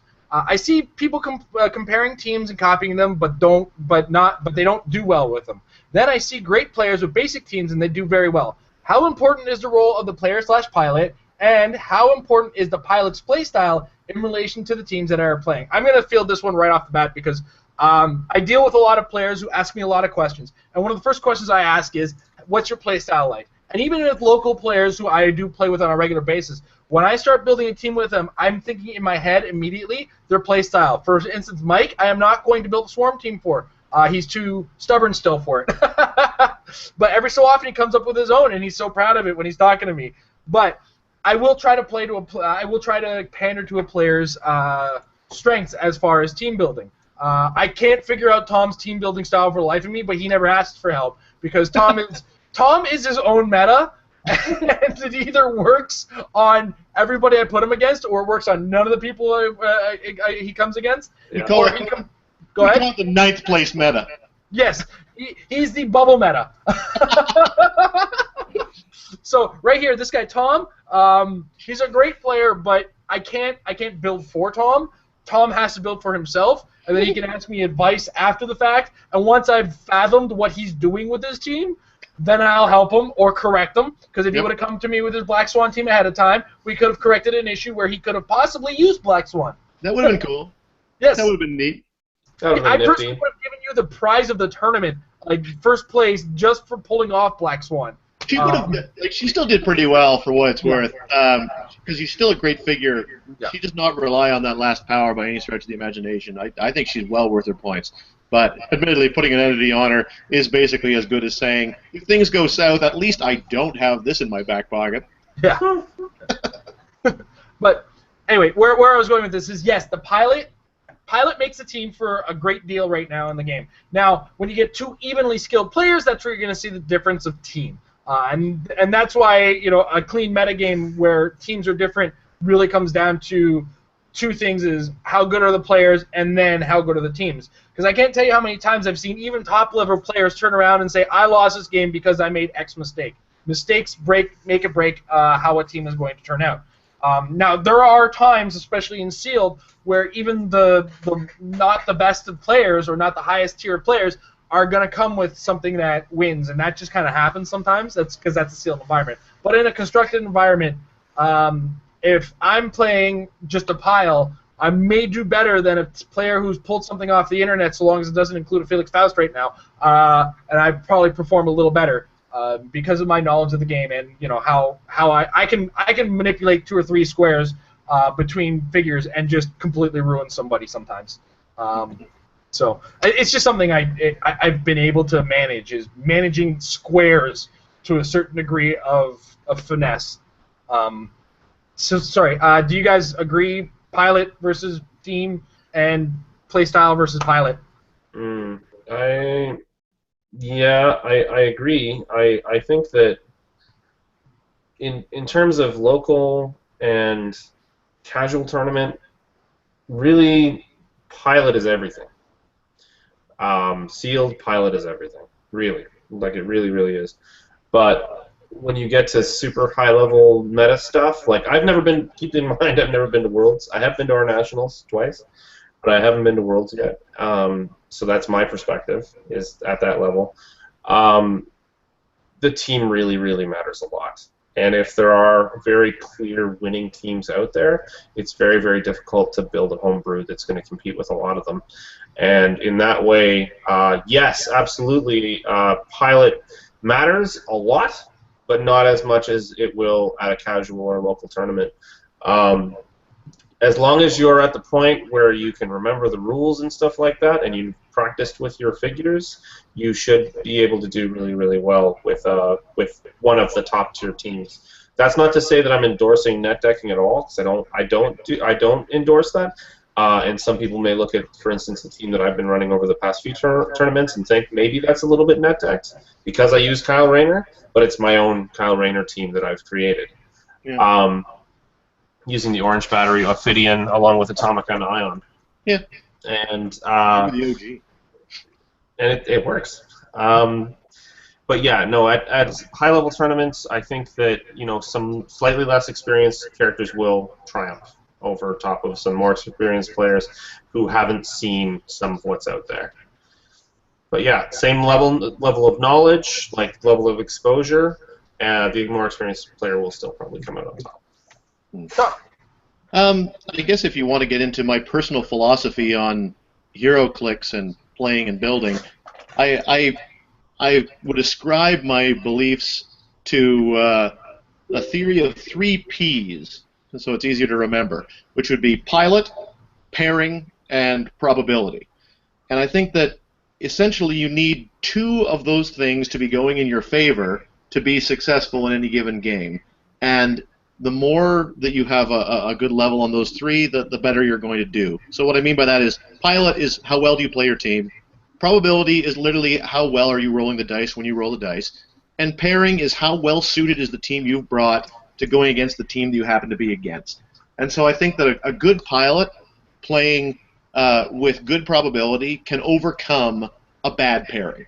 And I think that when you've got the right pairing and a good pilot, you can get over bad dice rolls, bad probability. And I think if you've got the right pairing and the luck is with you, you don't necessarily have to be a great pilot to be successful. But you have to have at least 2 of those 3 things to be successful at any given time. No one is enough. So, and I guess when you look at it that way, the question of how important is it to be a pilot? Well, if you're not a good pilot, your team has to be well suited to every opponent that you're up against, and your dice have to always be there with you. And it's only if those 2 things are true that you're going to do well. And by and large, you can't count on always getting good dice rolls, and you can't count on always having your team be well suited to facing the ones across the table. The only thing you can really count on is how well you play, and admittedly, you can't even necessarily rely on that. But at least that's the one that's totally within your scope to influence. Yeah. And so I would say that the pilot is extremely important in my own philosophy, because as I say, as long as you've got that one down, then you're hoping for good dice or a good pairing, and any one of those 2 should give you a fighting chance of getting through that game.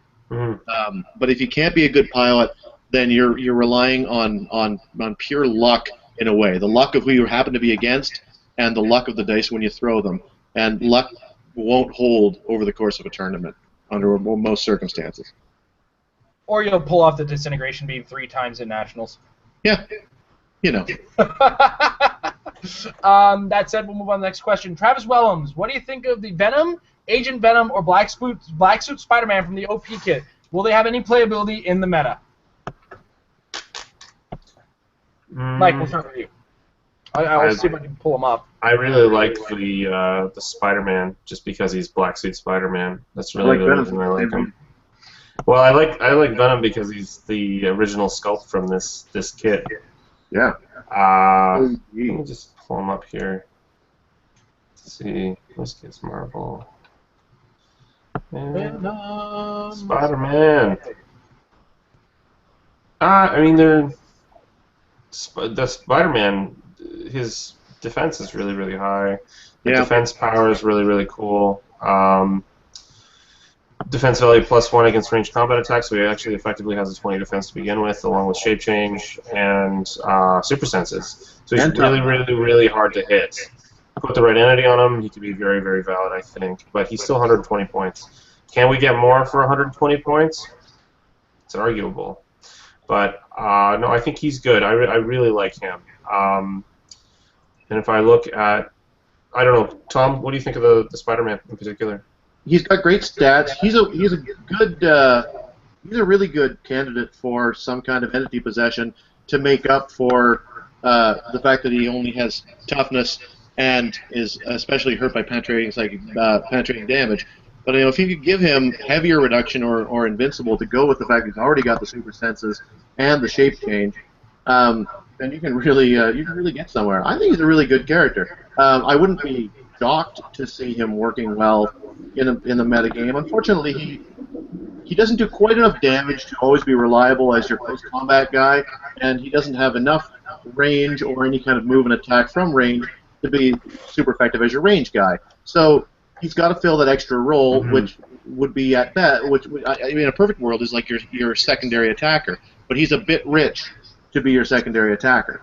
So I think that he's got potential, but it'll be a bit of a challenge to make that potential work. Somebody might. Weird. Doesn't it seem weird to have that defense ability along with charge? Like, that just seems off to me. Maybe, but it helps him get in there. What I like is that it helps the trip. Right. He seems like a very natural it would be fun to build a Blue Lantern team with him and Adara, since he could be handing out that 19 defense to everybody who's around him. He'd be getting a plus to his stats, and he could re-roll either his super senses or shape change if they're not working. So he would be an interesting fit for that type of a build, and try to get other guys who are benefited by a Blue Lantern to go around him, because at that point he'd be a 20 defense or a 21 for range, and he's handing out that 19 to everybody who's around him. So that'd be fun. You could, yeah, absolutely. 150 point Tyrant with him. For that reroll. There is a Spider-Man ID card, and that adds the flexibility of what we have to talk about. Because this is also a character in a balanced team or a tentpole team that could come out of nowhere and really help you out, especially when he's got charge, 3 damage, not 100% the greatest character in the world, but in the right situations, the wild card could help him out. The 19 defense with super senses can help you defend the idea of possibly losing him to a one-shot, which can happen, but he also comes with shape change, so he's got a double roll on that as well. Right, for the first 3 clicks. So he's got. I think you're more likely to see him as an ID character versus, say, a on the map character. A leading role, yeah.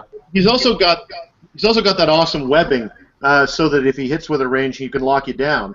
So to go back to the idea of using him, say, with an Adara or something, he becomes like a little Captain Marvel in a box too, because he's handing out the defend and he's shutting down people when he hits them. He's got potential. Yeah, absolutely. And he's probably one of the first characters that's going to be on my final version of a round table, because the point value is only really necessary for call and help. Avengers Assemble point value doesn't matter, and then inspirations don't matter for point values either. So the ability to hand out super senses to my team is yeah, it's very cool. So moving on, Chris Stockhouse asks, thoughts on using... well, we didn't cover the other 2. Sorry. Okay, well, let's... All right, so we'll talk about Agent Venom. Running Shot, he's less of a liability with the Psychic Blast issue, because he doesn't have that weakness that the Venom and the Spider-Man have. Yep. He's got a cool attack power when he targets 2 characters, and he's got 6 range and double target. With a ranged combat attack, instead of dividing the damage between them, he may deal his printed damage value to each target, with a 3 damage on his first 3 clicks. And he can, on his last 3 clicks, he gets Battle Fury, Exploit Weakness, and Shape Change. Well, that's a nice little charge-in click. So he reverts from a running shot character with Sharpshooter and Indomitable to a charging, Exploit Weakness, Quaking, Tough, Indomitable nightmare for characters with super senses. I like him. Or not super senses, shape change. Sorry, shape change. I actually kind of like that. I think this Agent Venom is a little bit more likely to see competitive play than, say, the Spider-Man or the other Venom. The double target thing is crazy. Yeah, being able to do 3 damage to more than one target at one time. I've seen the Brainiac ship attempt it, and it's scary. Now, unfortunately, one of my first thoughts was, can I put an Electroblast ring on this guy to add the extra target to make it 3 targets of 3 damage? But it very specifically stipulates 2 targets. It also very specifically stipulates printed damage, so it's not like you can crank him up. Yeah. But at the same time, a 6 range is reasonable. He doesn't have improved movement, but he's got traded plasticity. Yep. And wildcard with characters that share his keywords, which include Avengers, Guardians of the Galaxy, S.H.I.E.L.D., Soldier, Spider-Man Family, and Thunderbolts. He's got a couple. I would think he would be good with the Phoenix Force. He could be very useful with the Phoenix Force. Because of the mobility addition, along with poison, and I think he could be really good. Yeah, because that's one of the things that's very different about him is he doesn't have improved movement over, I believe, Venom and Spider-Man that both do. We actually haven't looked at Venom yet. Venom's got the Maximum Carnage keyword. That's cool. Yeah, that is cool. I love it. I can't wait to play it, although admittedly, of these 3, sadly, why is Venom always in last? I like him. I just don't think he stands up quite as well as the other 2. The defend is a little weird. The defend is a little weird to me. Well, he's got toughness from his trade. I mean... No, I know, but just I don't know. It just he protects innocence. Well, like his whole MO. Sure. Yeah, I mean, thematically, for sure. Anybody else missing the outlook of a team full of Sinister Syndicate team ability characters with 18 defense and 11 attack? Yeah, no, that's cool. Sinister Syndicate team ability allows the ability to share characters with Sinister Syndicate team ability. Yeah. So, and I think this is like one of the highest attacks with that team ability right now, unless there's a Boomerang with 12 attack. It's the only one I can think of off the top of my head with the Sinister Syndicate that would have something that high. That's good for wild carding. What's that? Good for wild carding. Yeah, and you could wild card with it too. There's a bunch of smaller wild cards that this character could use, but ultimately he does. Yes, he falls the shortest of them. If you're to ask my full opinion, does he have? He can use. He does have super senses. No, characters named Spider-Man can't use super senses. Yeah, this is a little too specific, unfortunately. Yeah. I wish he was better. I love Venom so much. You know what? I had this soft spot for the original Critical Mass Venom because I played him so often. Yeah. He had Perplex. So yeah, I know, Ruff. If we were to say, I think we're on unanimous. Agent Venom's probably the most likely to see play on the board. Spider-Man is a likely candidate for a sideboard on an ID card or for your round table, and Venom is like the least likely to see a lot I Well, at least from a competitive perspective. Venom is the one I want to play. Yeah, I'll play Venom, I'm sure.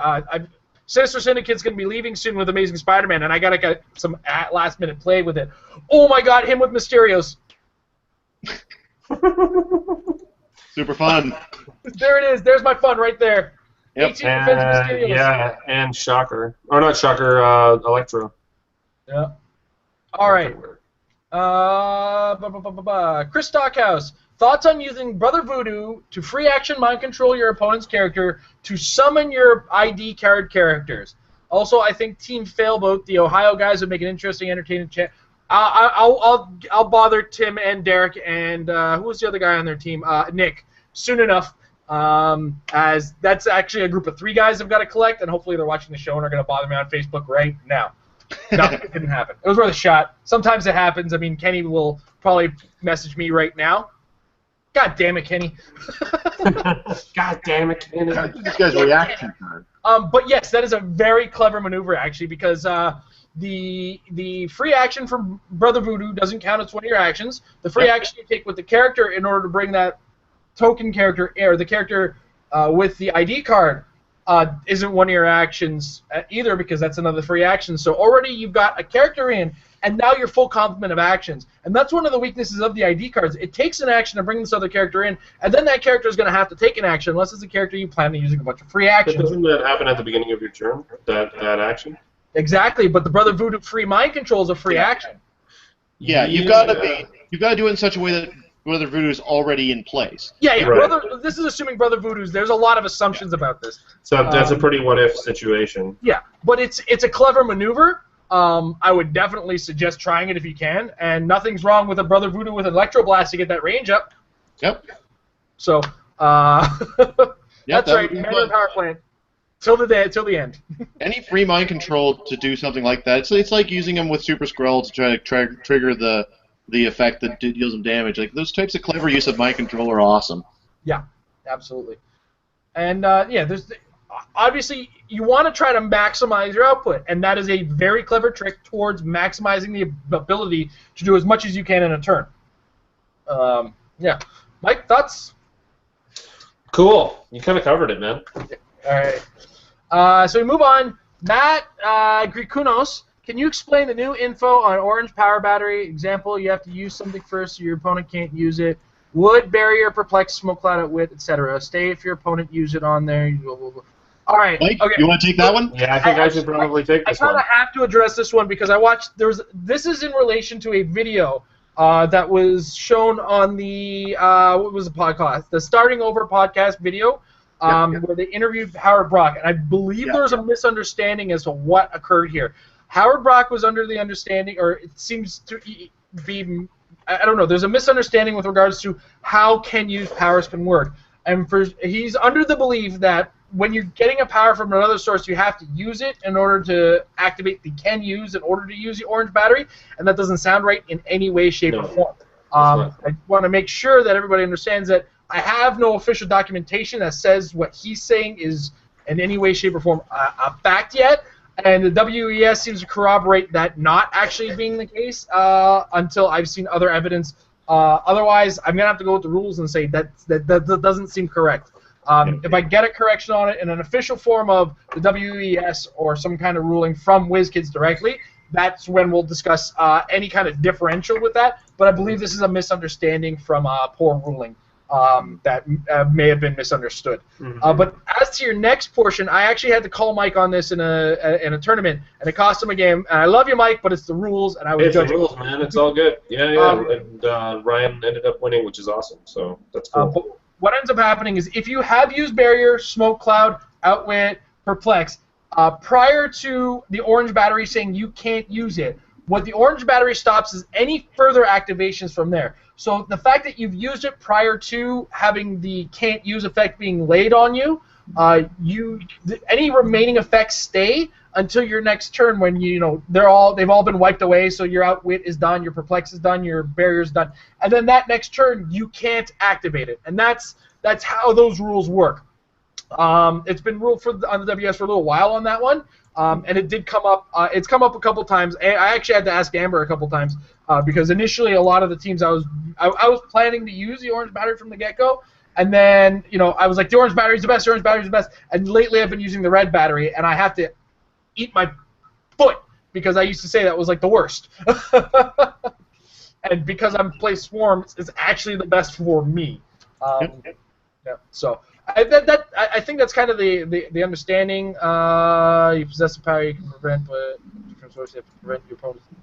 Yeah. So until I get a firm understanding of what happened in that situation as a whole, and whether or not that's a misunderstanding, or if something got ruled at Nationals or at Worlds either incorrectly or in a new way that's supposed to show up on the WAS that hasn't shown up yet, we can't say that's a new way that the orange battery works or can use is triggered. So, that's. Oh, wait, you know what? I got one more source of questions, and I'm afraid to actually open it at this point. And that is directly on YouTube, because that's where a lot of our questions come in often. So directly on YouTube. Here we go. Oh, we got a whole list of them. All right, here we go. Sweet. So I know you can only perplex. So Matt Hoover's actually got 3 questions. I'm going to go through them and see. And you can perplex a power to max of 3, but can you perplex powers by +3 in several different powers of the same character? Meaning, if you have 3 characters that can perplex a power by 3, can they all target the same character and perplex 3? Yes. Yeah. It's each stat that's limited on 3. In fact, you can use perplex 6 times on a single character. You only get a max of 3. If for whatever reason somebody from your attack, you only get a maximum of -3. But then when you try to get +3 to that, your +3 kind of loses out on it, and it's still -3. Yeah. In fact, for what it's worth, and this is also, may have also been what you were saying, I may have just misunderstood, but the rule of 3 only applies to the end effect. You could perplex your attack +5. It's just that if you then made an attack, you'd only be counting +3. It's a good strategy against Sinestro Battery if you can't perplex them down or whatever. Perplex yourself up by +5, then go and attack them. Their -2 will be negated by your extra +2, and you'll still have a +3. +3, yeah. Yeah, absolutely. So, yeah, I mean, so, yes, you can +3 movement, +3 attack, +3 defense, +3 range all day, every day. But a single stat can only get a maximum +3. I hope we answered your question, Matthew, directly. Your next question, do you think the game is getting too complicated for kids and is becoming an adult-only game? Well, it's 14+ to begin with. Yeah, the game is listed as the intended design is 14+, so there's that. But that's not precluding kids like Isaac, the 10-year-old prodigy of Heroclix right now, from doing very well in the game. In fact, I credit him with discovering the Faust problem, because he built his father claims that Isaac built the Faust Doctor Strange team for him, and because the D20 was re-rollable, they saw this back at Canadian Nationals, and it already had beaten me prior to Worlds happening. So, and I believe this is the first major tournament that Faust was allowed. So yeah, there's potential for young people. Paris Gordon started at the age of 7, and he's this year's world champion at 19 years old. So, Yeah, which is amazing. Yeah. It depends. Me and Amber talked about this a lot actually at our AMA. If you go back, it's like 2.5 hours of us yapping about the game. But a good portion of it we spent talking about bringing kids into the game because we do have kids of our own. And we're not starting our daughter yet because she can't sit still yet. And that's the first part, is getting a kid who's going to sit still. The other part, too, is they've announced that they're going to be taking commons and making them simpler, uncommons, making them less simple than commons, so on and so forth. So the higher the rarity, the higher the complexity, which means pretty soon your stack of commons is how you want to teach kids how to play. As well, the starter sets come with simple enough characters. There's not a lot of complexity in them. It's a matter of finding the right resources to teach the kids, and then deciding when they're ready for competition. And we went at great lengths on this. I don't know. What do you guys think? Am I on the nose there? Or? I think Sounds so. good to me. I mean, it's. I was thinking about the value of the figures too in that case too, because your kids are only touching the commons, which aren't worth as much as the more advanced ones. And kids do break stuff. You know, I mean, I break stuff, but you know, if I break my own figures, it doesn't matter. And for what it's worth, to just address the part of the question, is the game becoming that? I think the game has been that for a while. At least, I would personally argue that the game hasn't been friendly to particularly young people or those without concentration since Secret Invasion, which is when they brought in traits and more combat symbols, and they started to come up with more complex special powers. And then certainly as soon as resources were introduced, and with everything that we've had since, admittedly, it's a snowball effect, but the point at which it became too much for really casual observation by anybody, that ship sailed a little while ago. A long time ago. I believe it started with feat cards, and it's just gone since then. And I think feat cards were it's like we're adding a little too much to the color game for the kids, and this has gone beyond a kids game. But this game has always been 14 plus in design sense, and that's always been a thing where I can go at length on it, but ultimately design intent 14 plus. If you think the kid is ready, sit them down and try with the simple stuff, and then move up as they understand it better. But make sure the kid can at least sit, like whoever the kid is that you're trying to teach the game, make sure they can sit through something simple like Monopoly or Monopoly's not simple anymore. There's too many house rules.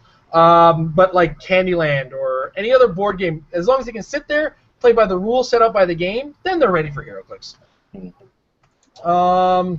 What time what time does this start? I guess you got in a little early, Matthew. Next up, Matt Dale also asks, do you have figures that you want watch listed? We've covered that now. And we gave Kenny credit because he was the first one who asked. and not me. As well. Everybody asked. Everybody wants to know if we want more figures watch listed.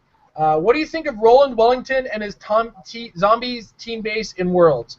Well, we've seen zombie team bases already. We know it's probably still the most successful team base. It's the strongest of them, and I don't know if Roland himself had I guess I'd have to pull it up quickly here to see, because one of the things about the zombie team base is, and like the X-Men and the Avengers team base, it's a little bit more customizable, and as a result, no two have to be the same necessarily. Coming down. Luke, what place did Roland come in? Because we also saw that Derek placed in 5th with the zombie team base, but he's been running that very well since U.S. Nationals. Roy Patrick, Scott Crampton, Ronnie Molina, Ryan Galley, Roland Wellington. Now, Roland piloted it with a zombie team base with Electro, Skrull, Super Skrull, Mole Man, Magneto, and Dr. Doom. So I think one of the big differences in his versus the one that we're familiar with is he added Dr. Doom to it. I don't know what Dr. Doom's asset ability is, but I know on the board Dr. Doom can be a potent figure. Pulse Waver. Yeah, he's a Pulse Waver. His ability to do damage to people who break through barriers and traded barrier is also equally potent. So yeah, his build is slightly different. He didn't make the first cut of 16 at 13th place, but Zombie Team Base is still a relevant team base because it's one of the more powerful team bases. It can take a beating at the 300-point value, and it can dish one out too. And the options to bring onto the board are hard. Like when you have options to come on the board that are hard to kill, you've got a bigger problem on your hands than you think. Yeah. Agreed. Yeah. Mike? I think you pretty much covered it. I mean, there's not a whole lot else you can say about the team base. Just popping off Gladiator, even. I mean, it's just pure wreckage. It's good. It's like every other team base. It's incredibly weak to pulse waves. Everybody says that about everything, pretty much, with pulse wave. But I do find that team bases in particular are like just get eaten alive by anything that can pulse wave. Yeah, and part of it is their size. Yeah. They're very easy to isolate for a single target. Easy targets. Yeah, easy targets. And one last question, because it just got added 18 seconds ago. Rod LaBelle asks, how good do you think robots are going to be? Dominant. Have you played in Age of Ultron yet? They're getting scary. Yeah. They have Justin Seyfried. They have Jocasta. They have Sentinels. They have options now. And There's a lot of stuff. There's a lot of stuff. You've got 30-point Ultron drones who might as well be Scotty's Warbot with an extra click of damage. That's a lot of potency coming out of that. The fact that the only non-entity possessor can only possess, what is it, robot or armor, I think? Robot or armor. Yeah, robot or armor. It just makes robots huge in general. I mean, armor obviously as well, but yeah, robots, robot. Like 90% of that set is robots. What I would say is, think of War of Light and all the pieces that came out during that period, and now imagine that all of them, you removed the color, and that they were all simply Lantern Corps as a keyword, and that all their special effects that triggered off of specific ones just triggered off of Lantern Corps members. If you imagine something like that coming into the meta, that's what we've got right now going on with Age of Ultron with robots, because all that diversity we had in War of Light has become monolithic between, well, I guess there's two, between Avengers and robots. And I think Avengers and robots are entering a real golden age, but with robots we're getting a lot of extra special super effects and stuff. I don't think that they'll be the only thing that we're seeing by any stretch of the imagination, but it'll be very viable. More than it's ever been before. Robot is the new animal. It's going to be a sleeper for a little while, and then somebody's going to find something and just use it and make it work. I think one of the big saving graces about the idea of robots overwhelming the metagame is that Justin Seyfried isn't a robot. He doesn't have the robot keyword, and as a result, he breaks that theme team. So if they want to come up with the theme bonus, they've got to give up Seyfried. But, again, Seyfried has the Sentinel keyword, so... I'm just thinking about the sheer number of drones, like Vision with a bunch of drones from that set. Oh, it's just nasty. Vision's coming across the board, guys. Deal with it. Yeah. On his Ultron bonus on top of everything. All right, guys. So that's all the questions we have. Thank you, everybody who's been watching. But we're going to wrap it up now. Before we wrap it up, I got to remind everybody who's watching in the Greater Toronto area, or even if you're not, you're visiting a Greater Toronto area, Father's Day Sunday, the Wizards Cache is going to be running the final Winamap event leading up to Ontario Provincials. Ontario Provincials will be at 401 Games on Saturday, June 27th. We're going to have all the date. I'm going to pull up the information right now, as a matter of fact, while I'm thinking about it. But in the meantime, this Sunday, Father's Day Sunday, June 21st, Wizards Cache is running the ROC Winamap event. Registration is at 10 a.m. We're looking to start the tournament at 11 a.m. And of course, it's gonna be 3 rounds, cut to the top, and then single elimination after that. It's 300-point Modern Age. It's $10 entry fee, as all these events have been so far. Winamap prize kit plus extra prizes on top of that. The winner of this gets free entry to the tournament on June 27th at 401 Games. And I got it all covered from there. Winamap Passport. What's that? And don't forget, if you haven't pulled, if you're in the Greater Toronto area, you've been playing in these tournaments, bring your Winamap passport. If not, you're going to be receiving a Winamap passport in order to enter yourself into a draw for a supersized map at 401 Games. If this is going to be your first event, you still get one ticket just for participating in this event. I haven't personally seen how big the map is, but I'm pretty sure it's going to be great for all those games where I have 5 or 6 people over at the house to play Heroclix. It's 3 feet by 6 feet. That's massive. Crazy. As tall as me and almost as wide as me. So cool. Oh, you weird oversized dwarf. And we have an event page as well on Facebook. But if you're going to be entering, sign up on the WES under the Wizards Cash event page. There's 2 Wizards Cash accounts, so whichever one actually has this event listed is the one you want to sign up at. There is a limit of 20 people for this event, so if you're coming, sign up quick. It's kind of important for that. Moving forward, on June 27th, 401 Games is running the Provincials for Ontario, the ROC Provincials. And this is also a 300-point Modern Age tournament. All things apply. Before I move on further, 401 Games. Wizards Cash is at 333 Bloor Street in Toronto. I believe that's Bloor Street West. 401 Games is at 518 Yonge Street in Toronto. This event is on the 27th, is starting at 9:30 a.m. for registration. 10:30 a.m. is when the tournament starts.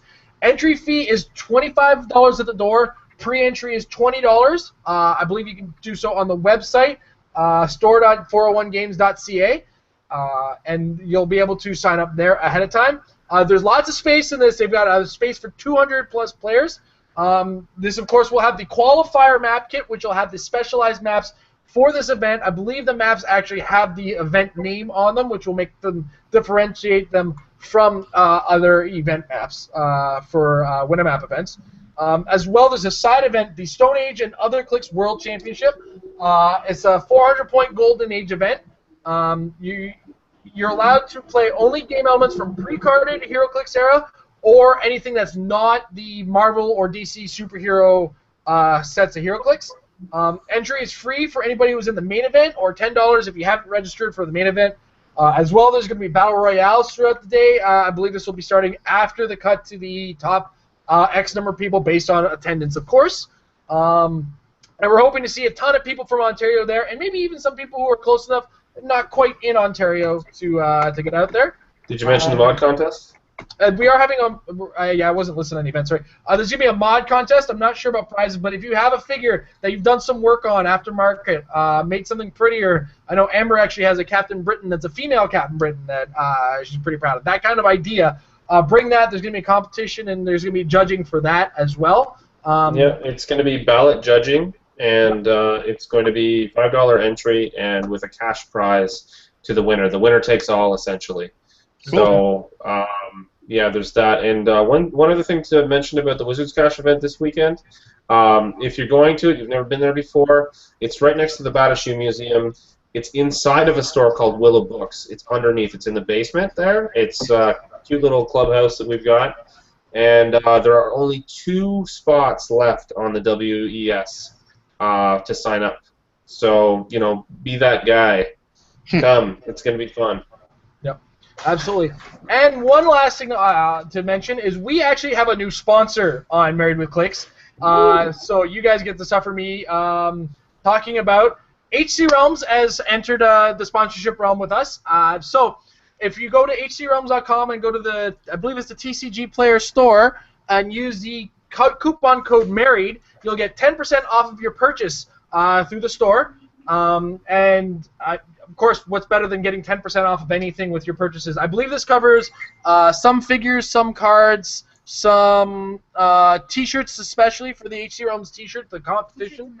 T-shirts and maps, sorry. So this is coming from the T-shirts and maps purchasables that are on the website. So, yeah, enter the coupon code MARRIED under the HC Realms shop, and you'll get 10% off of your map and T-shirt purchases.